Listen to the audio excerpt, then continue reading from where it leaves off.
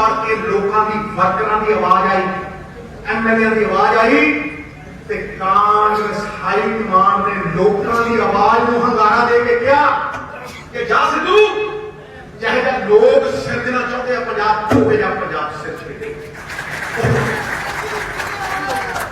हाँ point agenda, 5 point agenda, लेकिन आज मैं तुझी फड़ू ताकि गलियां मोहल्लियां चाह दुकाना पे नुक्कड़ मीटिंगां पंजाब कांग्रेस का वर्कर गल करे कि 2022 के विच सरकार नैतिकता के आधार पर बनती, ईमानदारी के आधार पर बनती, मॉरल अथॉरिटी के आधार पर पंजाब में भरोसे वाली सरकार बनूगी। धमके की चोट के उत्ते कहता है बादल हादर नाल रख के नवजोत सिंह सिद्धू कहता है कि 2022 में कांग्रेस के वर्कर और पंजाब के लोगों की सरकार बने। लोग मुद्दे मसले हल एक कितना होने। मैं कहना पंजाब का मसला की है, लॉ एंड ऑर्डर को छड़ के गुरु साहब की बेदबी जी साडी आत्मा का मसला है, चिट्टा बेचने वाला 6 फुट 4 इंच का ड्रामा जो साडी आंख का मसला है, उन्होंने छड़ के पंजाब के हर मसले का एक कोई हल है। आमदन, इनकम, स्टेट की इनकम और भाई किमें देगा। दिल्ली मॉडल की गल करते हो और दिल्ली का शीला दीक्षित मैडम एक आत्मनिर्भर राज बना के हाथ लेके गई, पैसे ना भरया हुआ संपन्न है। गल करते हो दिल्ली मॉडल दियां पंजाब के सिर के उत्ते 3 लाख करोड़ रुपये का कर्जा, 1.5 लाख करोड़ का सुखे गप्पी ने जाए की क्या इस बंदे ने 10 सालों के किया है। मैं तुम्हें कहना कि नहीं मिल सकती बीजेपी जब तक पंजाब के सिर के उत्ते 3 लाख करोड़ रुपये का कर्जा। मैं पिछले 10 सालों को देख लो, पहला आईएन की मिनिस्ट्री छड़ी, फिर एमपी की छड़ी, हमें पक्ष अगर नहीं मैं इस एजेंडे के ऊपर खड़ा, यदि लागत पे खड़ा, फिर राज्यसभा छड़ी, फिर पहली कैबिनेट को लेके 27 महीने मैं ऐसे इनकम के एजेंडे के पैरा दिखा। अब क्या पहली कैबिनेट जो किसी ने पूछ लो, मैं कहा कि मैं शराब के हक नहीं, लेकिन अगर शराब बिकनी है तो वो स्टेट के खजाने चो आना चाहिए पैसा। तो मैं थोड़ी गारंटी देना कि पॉलिसी नाल सूबा बदल सकता है। खपतकारों की दुगनी, ठेके दुगने, तो पंजाब कमावे 4000 करोड़, तो तमिलनाडु कमावे 35,000 करोड़। एक कली एक्साइज पॉलिसी में वैट लगा के कली एक्साइज पॉलिसी में 25,000 करोड़ रुपया 25,000। मैं कहा कि रेता 20,000 की ट्राली बिकी है, 5,000 ट्राली बिकी, 4,000 ट्राली बिकी है। मैं कहा 8 चको पॉलिसी 1000 को 1,500 ट्राली। और क्या कि तेलंगाना वर्गा सूबा 300 किलोमीटर दरिया के विचों 3 सालों के 2600 करोड़ रुपया का। फिर पूछो इस अकाली दल, पूछो इस सूखे कपी साले ने जरा चलाता सी माफिया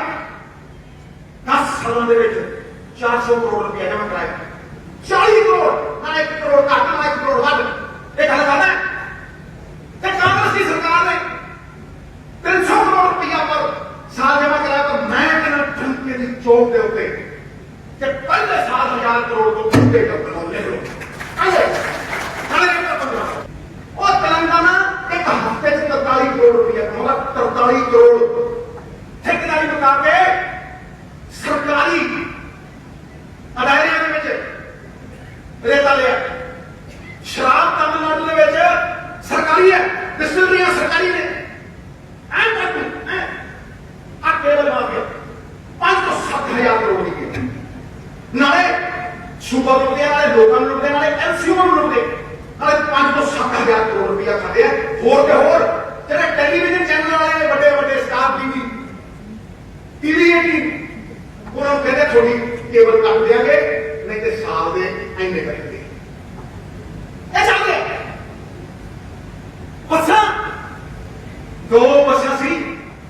सुखे के बापू थे कट गई 4,000 टाइम टेबल कौन बनाऊंगा पता नहीं कौन बनाऊंगा है 4,000 बसा कितों आ गया उतों अंब लगे थे हैं नोटा लगे थे 5-5 नोट क्या बना दिया बसा हैं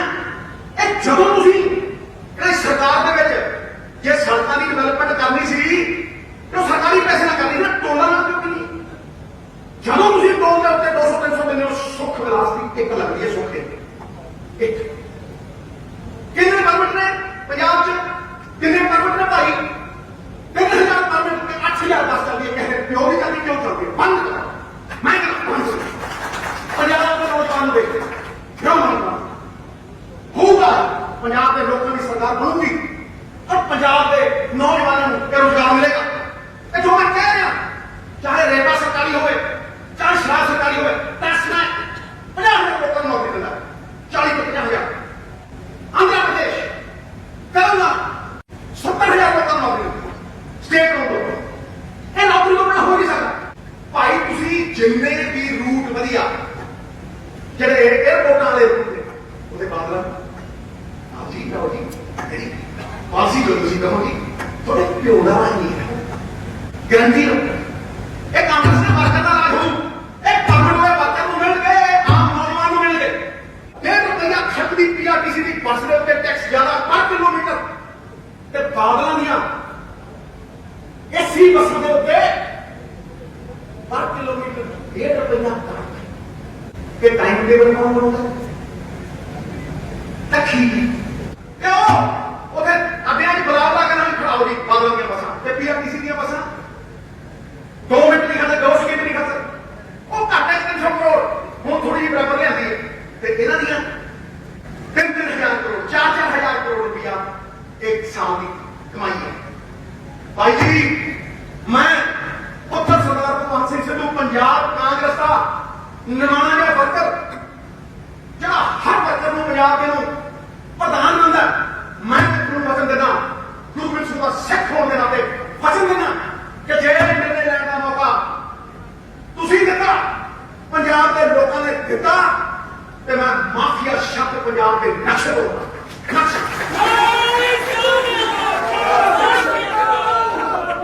ਨਹੀਂ ਇਹ ਇਨਕਮ ਸੂਪਰ ਦੀ ਇਨਕਮ ਆਵੇ किथे जाओगे जिवें बदल समुद्र को पानी लेंदा ते मींह बनाउंदा ते नदियां राही 3-4 गुणे करके फिर समुद्र छड्डदा उवें लोकां दे पैसिਆਂ ਦੀ लोकां दे टैक्सां ਦੀ ताकत लोकां कोल 4-5 गुणे हो के जानी चाहिए ठीक है ना सिद्धू क्यों बैठे ईटीटी के टीचर की मंगते तनख्वाह मंगते थोड़ा बहुत तनख्वाह देने का पैसे नहीं ਉਹ ਕੀ ਮੰਗਦੇ ਆ ਉਹ ਸਰਕਾਰੀ ਕਰਮਚਾਰੀ ਕੀ ਮੰਗਦੇ ਆ ਉਹ ਇੰਨੇ ਮੰਗਦੇ ਨੇ ਸਾਨੂੰ ਪੱਕੇ ਕਰ ਦਿਓ ਕੰਟਰੈਕਟ ਦੇ ਉੱਤੇ ਪਰਸੈਂਟ ਸਟੇਟ ਕੋਲ ਸਾਹਮਣੇ ਉਹ ਕੀ ਮੰਗਦਾ ਭਾਈ ਮਨਰੇਗਾ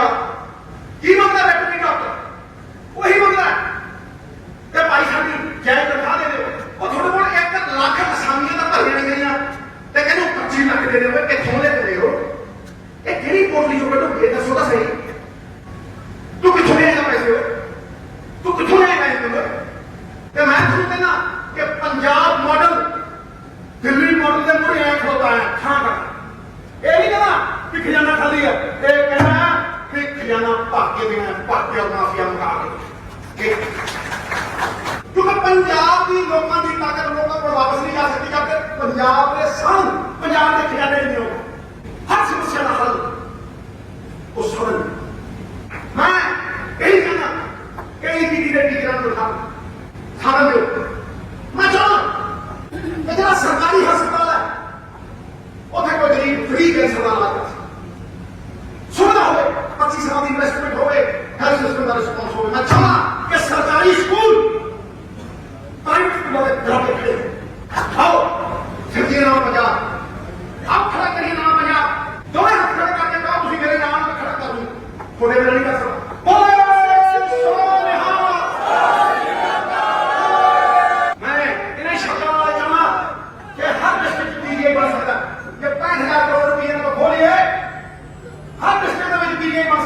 एक्सरे हो सकता, ट्रॉमा सेंटर बन सकते, स्कूल बन सकते, ਬੱਚੇ ਦਾ ਭਵਿੱਖ ਮਸਲਾ ਕਿਉਂ ਛੱਡ ਕੇ ਜਾਣ ਨੌਜਵਾਨ ਇਹ ਸੂਬੇ ਨੂੰ ਕੀ ਮਜਬੂਰੀ ਹੈ ਕਿ ਪੰਜਾਬ ਦਾ ਨੌਜਵਾਨ ਬਾਹਰ ਭੇਜਿਆ ਜਾਏ ਉਹਨੂੰ ਆਪਰਚੁਨਿਟੀ ਨਹੀਂ ਉਹਨੂੰ ਮੌਕਾ ਨਹੀਂ ਉਹ ਮਜਬੂਰੀ ਕੀ ਕਰੇ ਹਤਾਸ਼ ਨਿਰਾਸ਼ नवजोत सिद्धू फ्रंट पे लड़ेगा ईमानदारी की लड़ाई लड़ेगा मैं दूसरे वक्त वापस नहीं जा सकता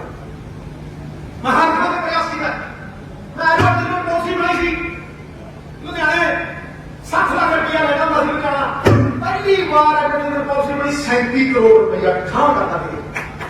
आनोगा 3 लाख होगी 1 करोड़ 10 लाख दे कितने जाती है पैसा मुझको कारपोरेशन ने पहला रोज का रजिस्टर है ना हफ्ते वाला रजिस्टर है ना महीने वाला रजिस्टर है 200 अकाउंट खोलो के भापियां के नाम के उत्ते लोगों के पैसे होते हैं ये बदलना पे नवा पंजाब छड़ना पे जिवें नवी सवेर नवी उमंग नवी तरंग ते नवा सूरज लेके आउंदी है वो सेक्टर का नाम पंजाब बनाना पड़ेगा है मेरा बहुत अब सूरज निकलना चाहिए जैसे भी हो ये मौसम बदलना चाहिए और जो चेहरे रोज बदलते हैं नकाबों की तरह अब जनाजा खून से उनका निकलना